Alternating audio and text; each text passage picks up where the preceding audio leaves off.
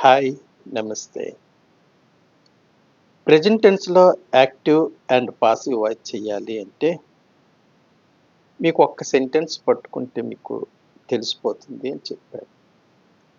ఒక్క సెంటెన్స్ తీసుకుంటే అందులో మీకు వెర్బ్‌ని గుర్తించడం రావాలి.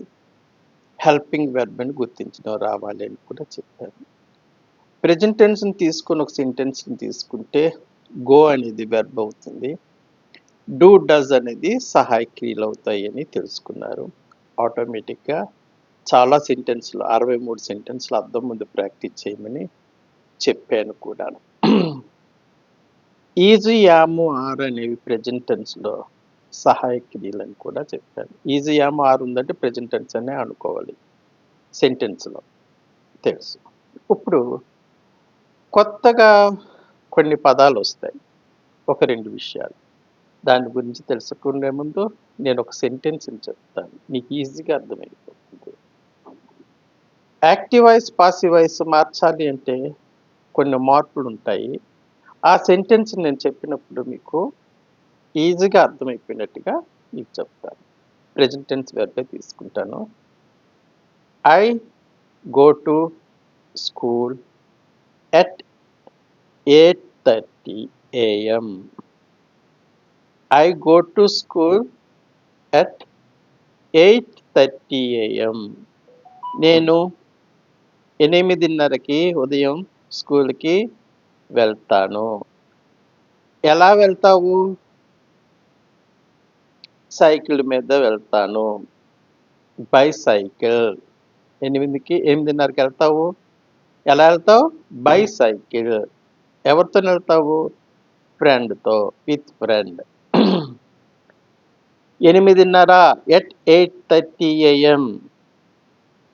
దేని మీద? సైకిల్ మీద. బైసైకిల్. ఎవరితో? With my friend.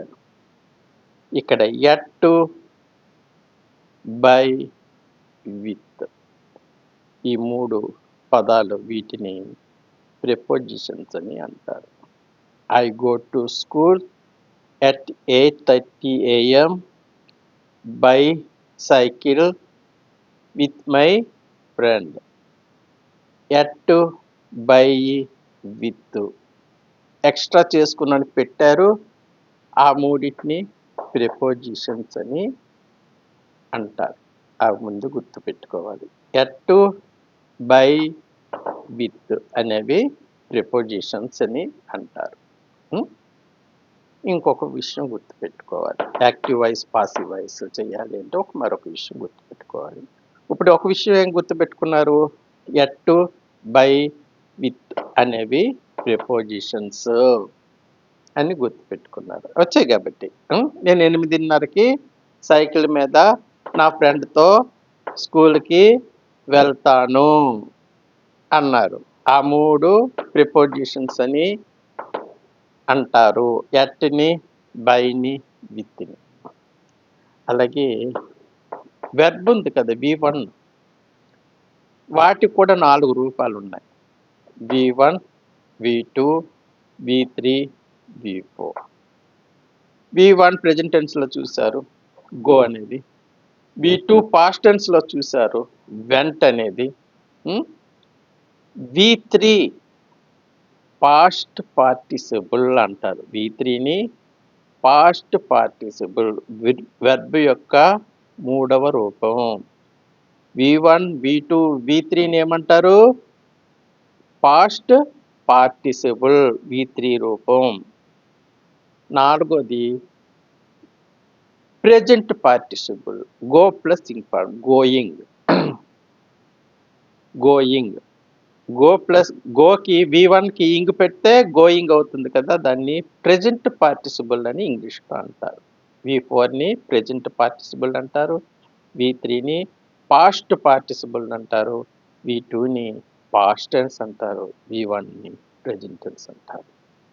4 రకాలు. ఒక వెర్బ్‌ని 4 రకాలుగా మీరు అనుకుంటే V1ని ప్రెజెంట్ టెన్స్, V2ని పాస్ట్ టెన్స్, V3ని పాస్ట్ పార్టిసిపుల్, V4ని ప్రెజెంట్ పార్టిసిపుల్.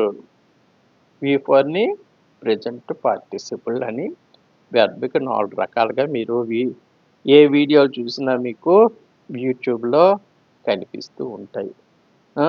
ఇప్పుడు గోకి 4 రూపాయలకి చేసి చూద్దామా? V1 గో అనేది మీకు తెలుసు కదా. గో V1, వెంట్ V2లో పెట్టారు. V2 vent. గో యొక్క V2 రూపం వెంట్. మరి V3 రూపం గో, వెంట్, గాన్. V3 రూపం ఏంటి? గాన్. V3 రూపం. V4 రూపం గోయింగ్. గోకి ఇంగ్ ఫార్మ్ పెడతారు. Going present participle. V4కి ఏమంటారు? Present participle. V3కి past participle. Go present tense, went past tense.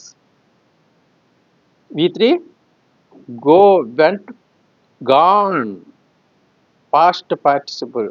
Going present participle. మరొకసారి చెప్పుకుందామా? వీకి 4 రూపాయలు ఉంటాయి. మీకు ఒక V1 అంటే గో అంటే V1 అని తెలుసు. గో2 అంటే V2 అని తెలుసు. పాస్ట్ టెన్స్ అని తెలుసు. వెంట్ అని వస్తుంది. గో3కి ఏమని అంటారు? Past participle gone. గో యొక్క 3వ రూపం ఏంటి? గాన్. 4వ రూపం గోయింగ్. దాన్ని ప్రెజెంట్ పార్టిసిపుల్ అంటారు. ప్రెజెంట్ పార్టిసిపుల్ అంటే గో ప్లస్ ఇంగ్ ఫామ్ పెట్టేస్తే ప్రెజెంట్ పార్టిసిపుల్. V3కి ఒక రూపం అంటూ ఏడుస్తుంది కాబట్టి దానికి సపరేట్గా ఉంటుంది కాబట్టి V3 అని పెట్టేస్తారు.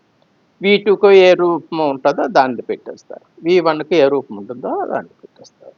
గో అనేది V1, వెంట్ అనేది V2, గాన్ అనేది V3, గోయింగ్ అనేది V4. అర్థమయ్యే ఉంటుంది. ఇవి అర్థం చేసుకుంటే active voice, passive voice, that ఈస్గా మీకు వచ్చేస్తాయి. Prepositions at, with, by.